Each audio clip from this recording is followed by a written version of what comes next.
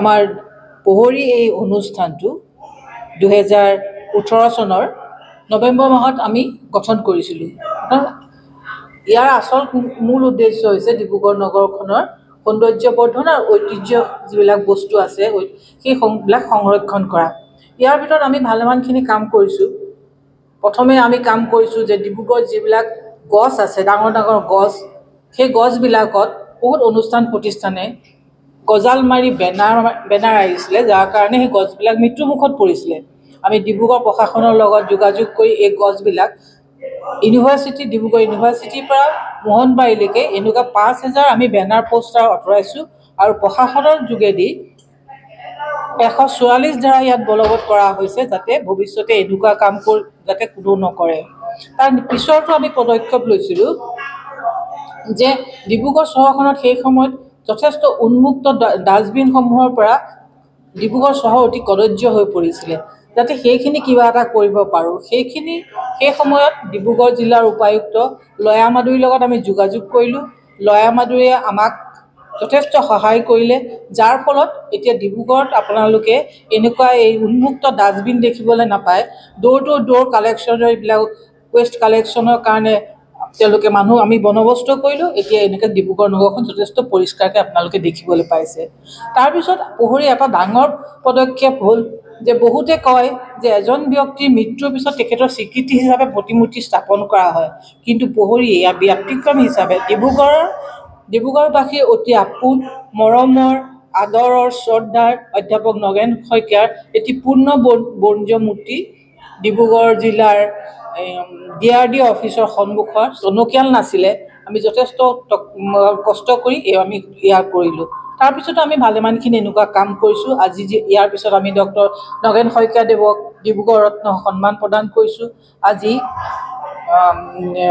অধ্যাপক ডক্টৰ কন্দৰ্প কুমাৰ ডেকাক আমি শিক্ষাৰত্ন প্ৰদান কৰিছোঁ। এনেকৈ পোহৰীয়ে যিকেইটা কাম কৰিছে মই ভবাত যথেষ্ট ভাল কাম কৰিছে বা গঠনমূলক কাম কৰিছে। ধন্যবাদ।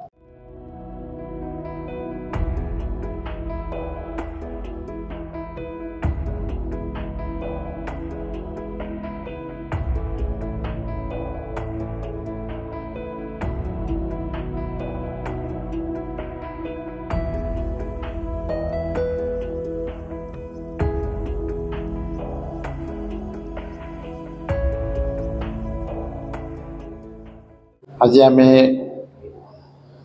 হোটেল টি ফাৰ্মত 9ম সংখ্যক ডিব্ৰুগড় জিলা প্ৰতিষ্ঠা দিৱস উদযাপন কৰিছোঁ। আৰু এই উদযাপন 2017 চন আৰম্ভ হৈছিলে আৰু প্ৰতি বছৰে উদযাপন কৰি অহা হৈছে। আৰু ক'ভিডৰ 2 বছৰ সময়তো নিৰৱচ্ছন্নভাৱে এই ডিব্ৰুগড় জিলা প্ৰতিষ্ঠা দিৱস উদযাপিত হৈছে। আৰু বৰ্তমান 2024 চনৰ পৰা এই অনুষ্ঠানটি আমাৰ প্ৰহৰী যোগেৰে আমাৰ কৰালৈ আগবাঢ়িছোঁ। যোৱা বছৰ আমি ডিব্ৰুগড় ৰত্ন নগেন শইকীয়া ছাৰক আমি ফেলিচিটেট কৰিছিলোঁ আৰু এই বছৰ আমি আমাৰ অতি শ্ৰদ্ধাৰ ডক্টৰ কন্দৰ্প ডেকা ডাঙৰীয়া তেখেতক আমি আজি ফেলিচিটেট কৰিছোঁ শিক্ষাৰত্ন হিচাপে। আমাৰ ডিব্ৰুগড় চহৰৰ এজন প্ৰখ্যাত এডুকেশ্যনিষ্ট, আৰু মই আশা কৰিছোঁ যে অহা দিনবিলাকতো আমাৰ এই অনুষ্ঠানটো আগবাঢ়ি গৈ থাকিব আৰু প্ৰতি বছৰে আমি 2 অক্টোবৰত এই অনুষ্ঠানটো আমি কৰি গৈ থাকিম। ধন্যবাদ।